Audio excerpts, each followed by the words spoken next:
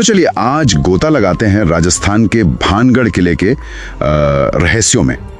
ये जगह तो मतलब अपनी भूतिया कहानियों के लिए काफी जानी जाती है ना। हाँ बिल्कुल, बहुत मशहूर है। और हमारे पास जो सोर्स मटेरियल है उसमें अलग अलग नजरिए हैं। हाँ, जैसे एक इतिहासकार का विश्लेषण है, फिर एक पैरानॉर्मल इन्वेस्टिगेटर की रिपोर्ट भी है, और एक व्लॉगर का आंखों देखा हाल भी। मतलब 3 बिल्कुल अलग पर्सपेक्टिव्स। सही, सबका मकसद भी अलग था। कोई इतिहास समझने गया, कोई वो अनदेखी दुनिया के सबूत जुटाने, और कोई शायद बस वो रोमांचक कंटेंट बनाने, देखते हैं कि इन सब से मिलकर भानगढ़ की क्या तस्वीर बनती है। अच्छा, तो सबसे पहले ये श्राप वाली बात। एक नहीं 2 श्राप हैं। हाँ, दिलचस्प बात यही है, सोर्सेस 2 श्रापों का जिक्र करते हैं। पहला है गुरु बालूनाथ का। अच्छा। हाँ, कहते हैं उनकी तपस्या भंग हुई तो उन्होंने श्राप दिया कि किला, शहर सब ढह जाएगा, इमारतें गिर जाएंगी। शादी इसीलिए वो कहते हैं कि वहाँ घरों पर छतें नहीं टिकती। हाँ, हो सकता है। ये श्राप ज्यादातर मतलब किले के फिजिकल स्ट्रक्चर की बर्बादी से जुड़ा है। और दूसरा श्राप वो तांत्रिक वाला। हाँ, तांत्रिक सिंघिया।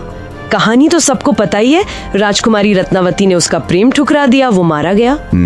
तो मरते मरते उसने श्राप दिया कि भानगढ़ वासी कभी मुक्त नहीं होंगे, उनकी आत्माएं यहीं भटकेंगी हमेशा। बाप रे, तो ये वाला श्राप भानगढ़ की रूह से जुड़ा है ऐसा? हाँ, कह सकते हैं। और इसी वजह से शायद वो जो ASI है, आर्कियोलॉजिकल सर्वे ऑफ इंडिया, हाँ, वो सूर्यास्त के बाद अंदर जाने से मना करता है। उनका बोर्ड भी लगा है वहाँ। अच्छा, तो मतलब नियम तो है। अब ये टीम ये तो सूरज ढलते ही अंदर गई। हाँ बिल्कुल, स्थानीय गाइड थे किशन जी, उन्होंने चेताया भी कि भानगढ़ रात में बदल जाता है। कहा कि कुछ भी हो, वो जो हनुमान मंदिर है उसकी सीमा में ही रहना, सुरक्षित रहोगे।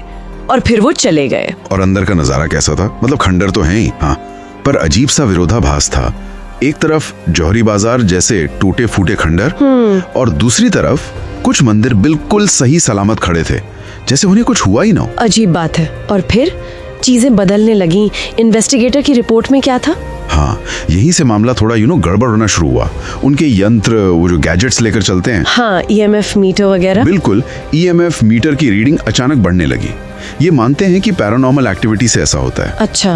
और तापमान, टेम्परेचर, वो भी बिना किसी वजह के गिरने लगा, काफी तेजी से। अरे, और फिर वो आवाजें घुंघरुओं की। हाँ, नर्तकियों की हवेली नाम की एक जगह है वहाँ। हाँ। वहाँ से घुंघरुओं की साफ आवाजें आने लगी। और व्लॉगर वो तो शायद इसी के पीछे भागा होगा, कंटेंट के लिए। लगता तो यही है, वो आवाज के पीछे भागा। बाकी टीम आगे बढ़ी, वो जो 7 मंजिला महल है उसके खंडारों की तरफ। वहाँ क्या मिला? इन्वेस्टिगेटर के थर्मल कैमरे पे कुछ ठंडे धब्बे दिखे, मतलब इंसानी शक्ल जैसे, पर उनका तापमान आसपास से बहुत कम था। अरे बाप रे। और हवा में अचानक इत्र की तेज महक फैल गई।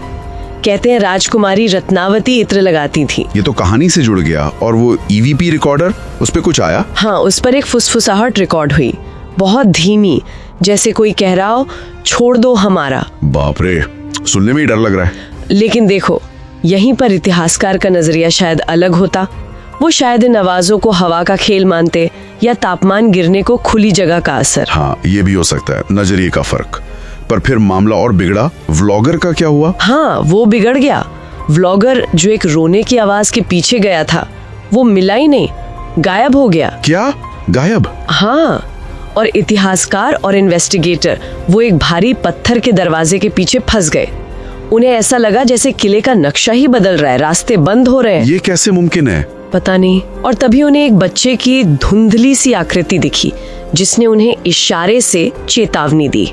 एक बच्चे का भूत कह सकते हैं। इसके बाद जो हुआ वो किसी 1-2 आत्माओं का मामला नहीं था। मतलब जैसे पूरा का पूरा शहर जाग उठा हो।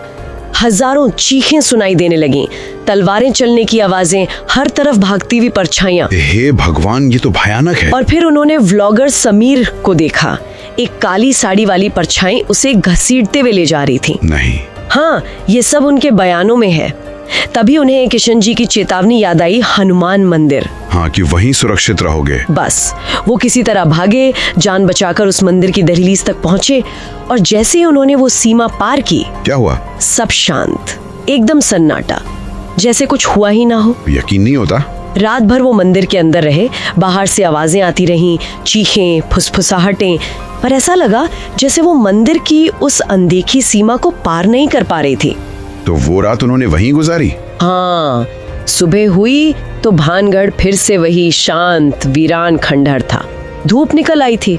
और व्लॉगर समीर, वो मिला? नहीं, कभी नहीं मिला। तो ऑफिशियल रिपोर्ट में क्या लिखा गया? उसमें लिखा था कि शायद किसी जंगली जानवर का हमला हुआ होगा। Usual explanation.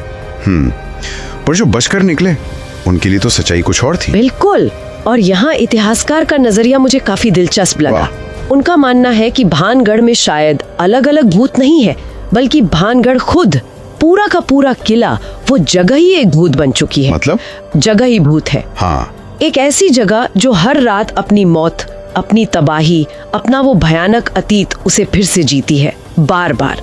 ये सिर्फ पैरानॉर्मल नहीं, बल्कि उस जगह की मेमोरी या गूंज वाली बात है। वाह, ये तो सोचने का बिल्कुल अलग तरीका है ना? तो फिर यहाँ सवाल ये उठता है कि क्या कुछ जगह वाकई अपने अतीत के दर्द, हादसों, त्रासदियों की गूंज को इस तरह समेटे रखती हैं कि वो आज भी महसूस होती हैं, जिंदा लगती हैं?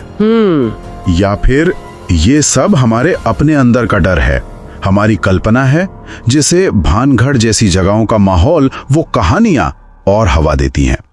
क्या लगता है?